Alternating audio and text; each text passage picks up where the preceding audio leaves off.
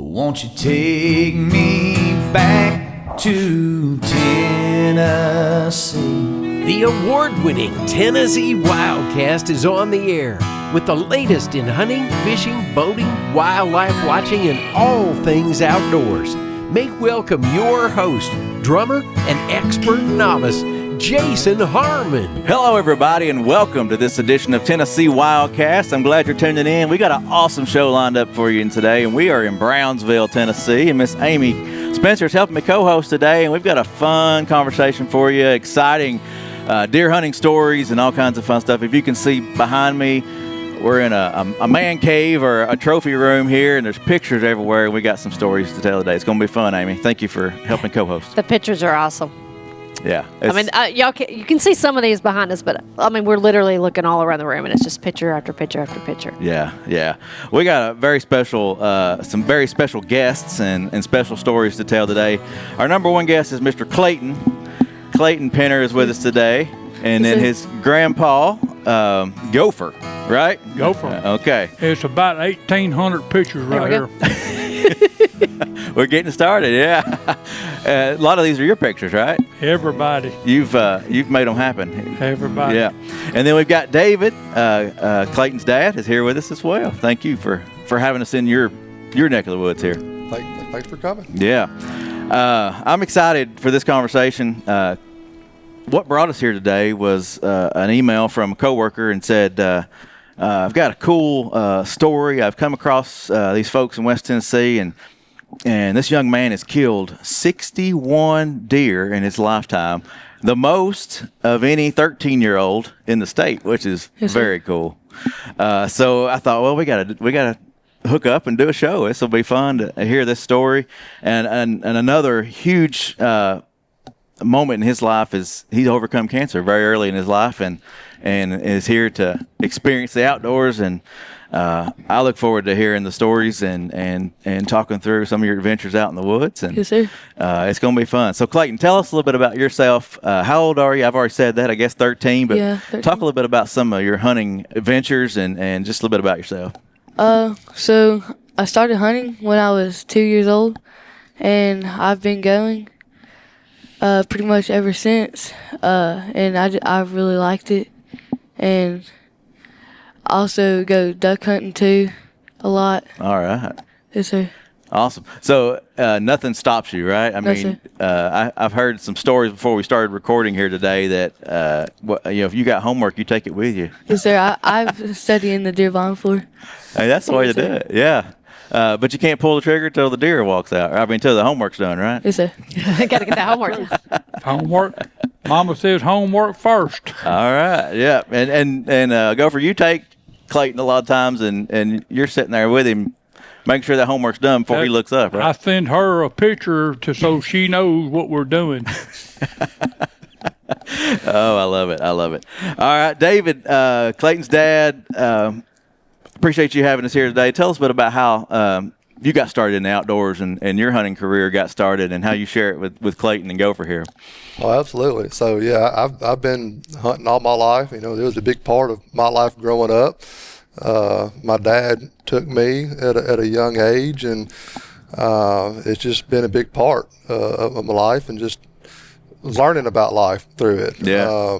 And it's just something I wanted to keep doing and pass along to my kids, and it's just a fun time to be able to hang out with family. Yeah. No better way to or no better time spending time with family in the outdoors, That's right. Fishing, hunting, the stories you'll be able to tell down the road and all that fun stuff. Well, Clayton, tell us a little bit about your achievement of 61 deer. What drives you to get out there and do that, and what's some of the what's this accomplishment mean to you? Can't talk today? Yeah, not today. Well, actually, I never really had the goal of killing all those deer. I go a whole lot, and I like being outdoors, and one day he emailed somebody and they said that I killed 61, the most for a 13-year-old in the state. So I was like, I was like, that was pretty cool. Yeah, that is really cool. We got number 60 up here on the wall. Nice behind us. Yeah, nice buck, and all these bucks are Clayton's, right? Is that what? Most of Most most of- of them are his too. I think some of them are his. Okay, all right. But and we got a nice one here on the table. Just the quality, and I hear that you've been passing on a few this year, waiting yes, for the sir. bigger ones. I've been trying to like wait on a really big one, a little bit more patience, and yeah, I did get one. It's somewhere, and you know, Number 60. Yep. yeah, that That- was that- yeah. Yep. That paid off waiting. Well, tell us Yep. about number 60. So what was that day like? Well, it was about dark time. I think it was like 5:20 something. It was getting dark, and then I was like, "Oh, I'm not gonna get me a big buck this year." And then he just walked out, and I got him. Awesome. That's cool. I hear there's one at the taxidermy waiting to come back. Oh yes, too. sir. There's a double brow time one. Oh. Yes, sir. Awesome. Well, tell us about that hunt. Man, that's got to be something. Yeah, that one was a really fun hunt because I think it was almost dark, that one too. Like, and then he didn't look like, he just looked like a little 4-point, and he got closer, and I was like, that's actually a really big buck. And then we walked up to him after I shot him. I was like, that might be the biggest buck I've ever killed. Wow. Yeah. Our neighbors had been watching this buck and had this buck videoed for 4 years. Okay. And he had double brow tines all his whole life. Yeah, it got shot before. Oh, really? Who shot it before? Do you know? Like one of the neighbors. Okay. Oh. Yeah. Yeah. And so it made it to the next season. Was it a bow hunt, I guess, or something, or just a miss, I guess? It was a daughter shot it with a gun. Oh, okay. And, Just and didn't get it. Just didn't get it. Mm-hmm. Wow. Well, that's cool. When you had the chance to take it down and Yes, sir. We actually saw it before. We were getting we almost got a shot at it.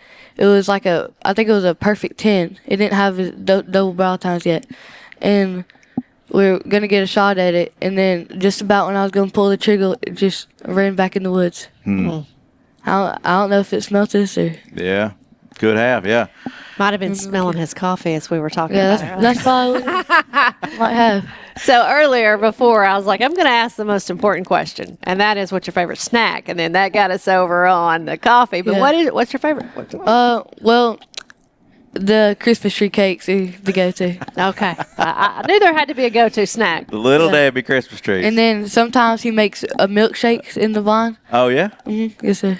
All right. Oh, milkshake. What Yeah. kind of milk? Well, what's the milkshake all Yeah. about? What's the milkshake all about? Well, on special days, we get permission to go hunt, and he has to have his homework done first.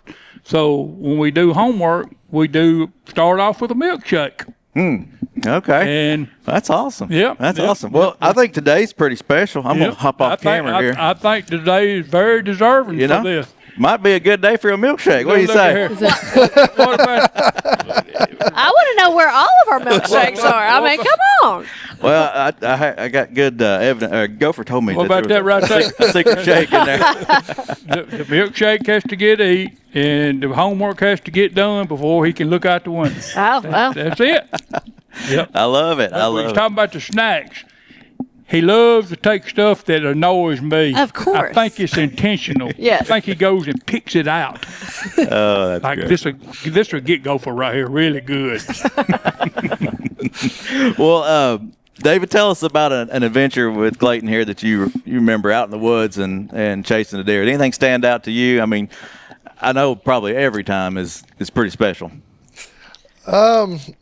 Probably two different hunts stick out to me. Number one would probably be his first deer, There you go. and of course we had to go track it, and he was still kind of sick, so Yeah. he wasn't able to get out there and really track, and he kind of had to keep his distance from, not just the deer, but of course the blood trail. So we had to be real careful, and I was a nervous wreck because I wanted to find the deer. Yeah. And obviously we found it, and so that was memorable. And then his first buck that he killed, I actually wasn't with him. it was his mom and Gopher were hunting, and they called me. Awesome. I was on my way home from work, and I told them already, make sure that if he kills one, y'all call and let me know. And sure enough, he did. And of course, I stopped by after work, and I had to go make sure, I helped track and just, be a part of it. But other than that, it's hard to pinpoint one hunt. It's too many good ones. Too many good ones. Clayton, what you say? It ain't nothing prettier than a white belly. Yep, I've been tracking it. So you get in and get your hands dirty and gut the deer and do all Yes, that sir. fun stuff? Yes, sir. I used to not be able to do that, like when I was almost 6. I got you, yeah. But yes, sir. Yeah, well, that's cool, yeah. His favorite part probably tracking the deer. Yeah, Just tracking the deer. Yep. well, that's awesome. Well, it's a good skill too. Yes, sir. It really is. Yes, ma'am. Well, tell us, hunting together as a father and son, what does that mean to both of you? What's that mean to hunt with your dad and be out there enjoying it? It's really enjoyable, and I'm gonna do that with like my kids one day. Take them hunting, Yeah, and yeah, that's it's a cool. family tradition. So he's passing on the tradition to you, and you're gonna pass it on to your kids, right? Yes, sir. That's cool. Well, let's see. Do you have any other family traditions around hunting seasons that y'all like to share? Yes, sir. We usually always go on Thanksgiving and Christmas Eve. And I hear, speaking of Christmas, there was a Leroy. Is that right? Yes, sir. You killed that one on Christmas. That was a special hunt too. Yes, sir. A Christmas deer. And he had I'm looking at him up there. He had a single horn on one side. So how'd you get Leroy? How'd you get that name? We get pictures of them in the summertime, and we just name them. Okay. And Just whatever name. this one was named Wiggles. Okay. Just because the antler had a little wiggle in it. Huh? Yep. That's cool. Well, let's transition a little bit. David, thank you for being on here. Thank you for having us here. And I'm going to bring in Natalie. Going to bring in Mom. She's going to jump in and be a part of the show now, and we're going to share a little more on some of the challenges that you've overcome.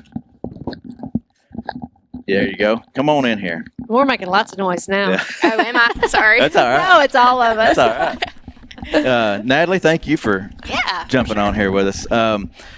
I wanted to talk a little bit about some of the challenges that Clayton's overcome, and he was able to overcome cancer and fight cancer at a very young age. And tell us a little bit about that journey and what all went down there. Yeah, okay. So naturally, David and I both come from families who love the outdoors. And in 2018, Clayton was diagnosed with cancer. And it was a very rare form of cancer, hypodiploid. And immediately we went to St. Jude in Memphis. One of the most hesitant things about it was he was being ripped from his childhood. Everything that we knew, being outside, getting his hands dirty, all the things, he was just kind of ripped from.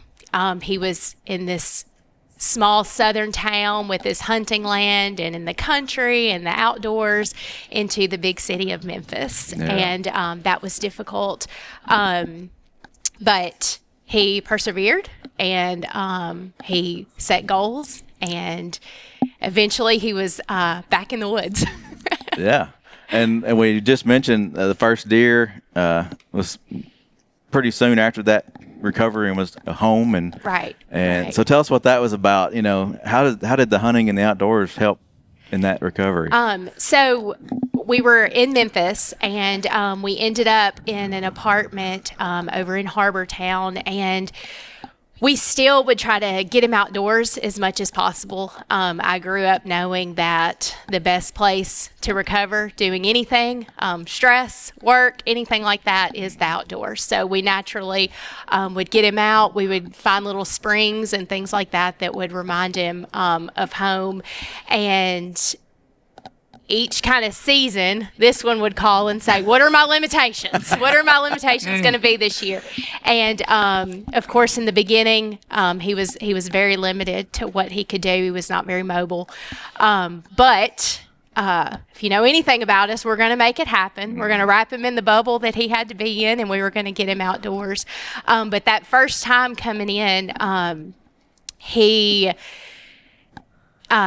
let's see, I remember him coming home, changing into a camouflage shirt and blue jeans. I think he was kind of in some more Memphis clothes, joggers and tennis shoes. And he hopped on that Ranger. And I was like, I don't know that you could do that. I don't know that you could drive that. He did.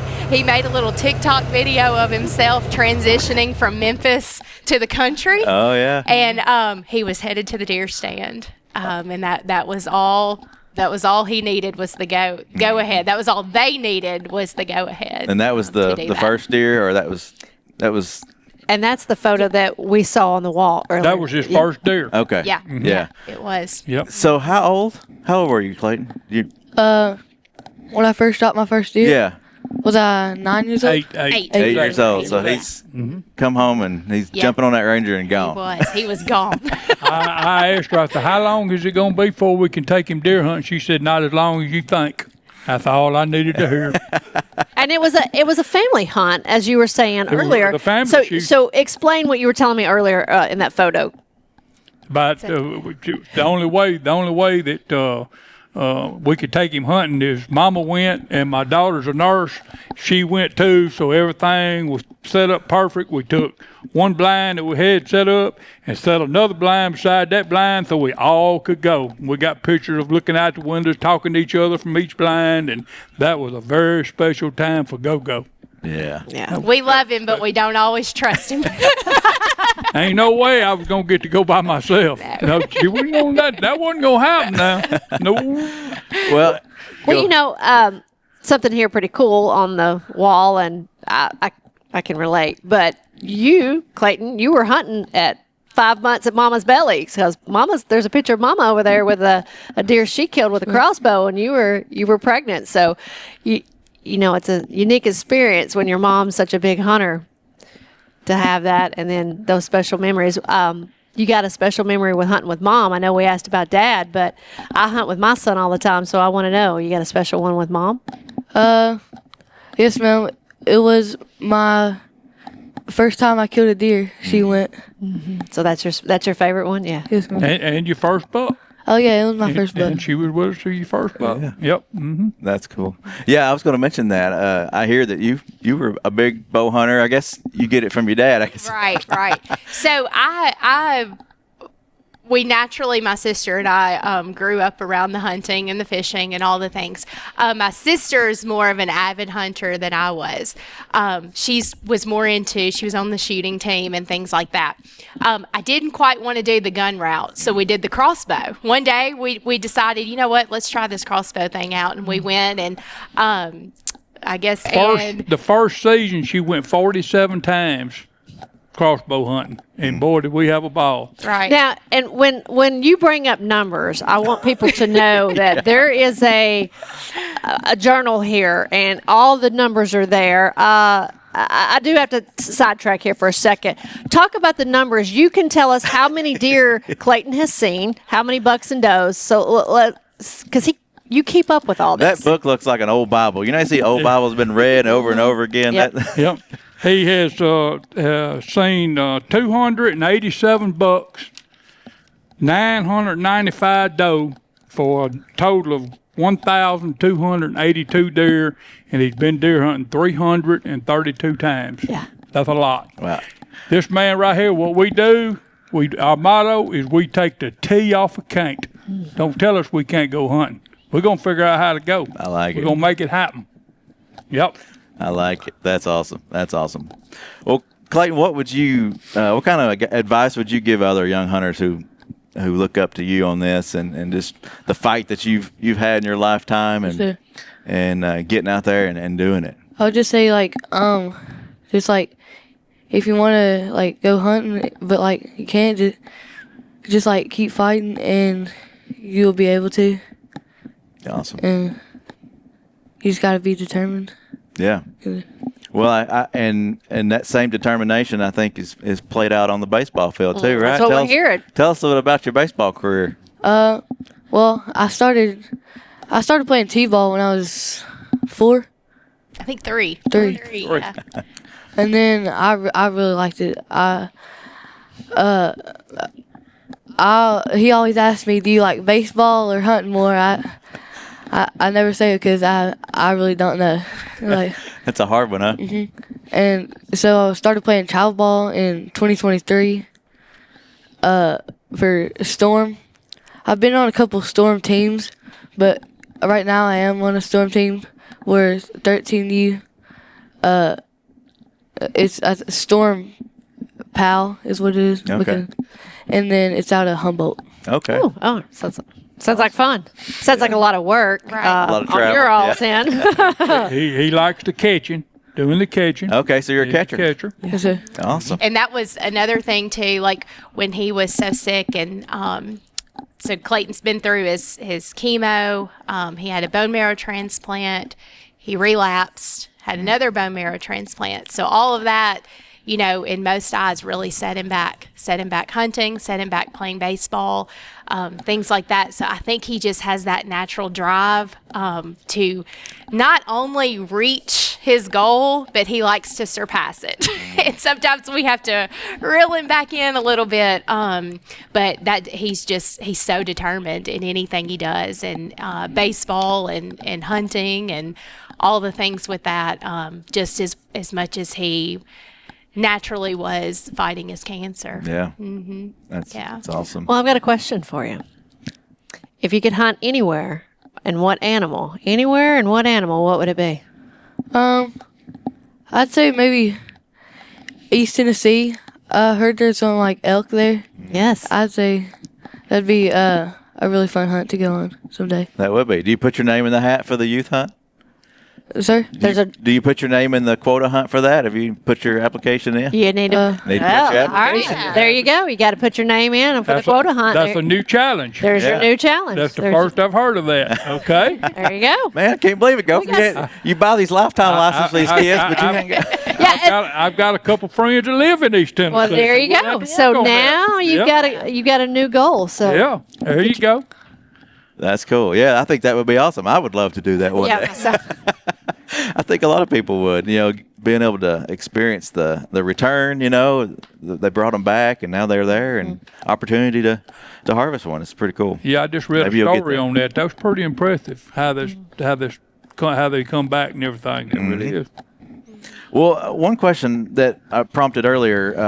Tell us a little bit about the doctors that y'all had there in Memphis, and was it all you were always in Memphis, I guess, for this? Yes. Okay, so I saw a picture of a doctor, and like he was pretty instrumental in the recovery Absolutely. and the Absolutely. Yeah, so we scored incredible doctors at St. Jude. We started with Dr. Pui, who specializes in the hypodiploid with ALL leukemia. And he really just he's a huge research doctor there, and he goes to other countries trying to pass things with the FDA and things like that to bring it back into America. So we scored definitely the hands down best doctor there. And then when he moved over to transplant, we had Dr. Talur, and she's wonderful, absolutely incredible at St. Jude, and she does different protocols with trials. So we were actually in a trial, and a trial is what has Clayton here today. In 5 years remission. He is in 5 years remission Praise this the year. So yeah, but he with both of those doctors, it's kind of interesting because neither are from this area. Most people at St. Jude are not. So they love to hear Clayton's hunting stories, his camo stories, and I would always say, you know, I was always so afraid we were going to offend somebody, and I would say, you got to tuck in your redneck just a little bit. let's bring it back in, you know. But they loved it. They loved to hear all of it. And when we would go back for like 1 year checkup, his first question would be, when can I Go hunting. Go hunting. Always. First thing. And then the next one, when they could go and say, you need to glove up, you need to make sure, you got your mask on. So the next one would be, when can I take my gloves off? And then they'd let the gloves off. And then we'd go back the next year, when can I take my mask off? So it was like they knew for his quality of life that we just needed to make accommodations to get him outdoors. And they were so, so good about that. They still, every time we go in, they want to see what deer he's killed, where he's been duck hunting, his rings from baseball. Yeah. They keep up with all of that. But he definitely showed St. Jude a different world with the outdoors. That's something they had never seen before.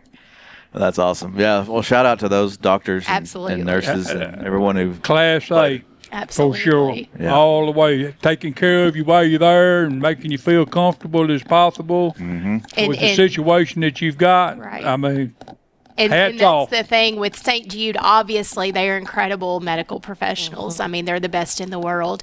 And they also work so closely with trying to find, what do you enjoy? What makes you happy? And they do everything in their power to help. I always say quality of life is half the battle with the kids at St. Jude, for sure. Yeah. All right, I got one more question. What is your go-to thing when you're hunting in the woods? On what blind we're going to, we usually tell by the wind. Mm-hmm. If the wind's blowing right at them, you don't really want to go to that blind. Mm-hmm. I guess that's it. Would you say? your shooting stick. I was going to say, what gear do you always have to? I forgot about that. Yeah. I think that's probably right behind me. Yeah, you got to have that shooting stick, right? Oh, yeah. Yes. This is his most important thing. And right yes, here. they are. Well, Clayton, thank you for being on today. Thank you for having us in your man cave here, your trophy room, and it's been fun talking with you. Thank you. And I wish you many more. I hope you kill 61 more in the near future. Keep it up. Keep it up. And our goal now, starting next year, is start taking some of his friends that hasn't had the opportunity That would to be do great. this. I love it. And we just had a kid last night, spent the night with him, and all he wants to do is go get in the deer blind with us. And we're going to make that happen. I think that's We're awesome. going to make that happen. That is awesome. Gopher will make it happen. Share it Absolutely. He will make it happen. share it with other people. Yep. That's what we. That's one of the things that we need Yes. is adults doing their part, Yes. taking the kids, Pass it on. pass it on. Yeah. That's for sure. Well, I love it. I love it. Well, thanks again, Clayton, Gopher, Natalie. Thank you, and David. Thank you. Yeah, we didn't forget about you, David. No. This is Tennessee WildCast, and we'll see you next time. Stay connected with TWRA by visiting our website at tnwildlife.org. And follow us on Facebook, X, and Instagram. You can invest in Tennessee's wildlife future by purchasing a license at GoOutdoorsTennessee.com. That's GoOutdoorsTennessee.com.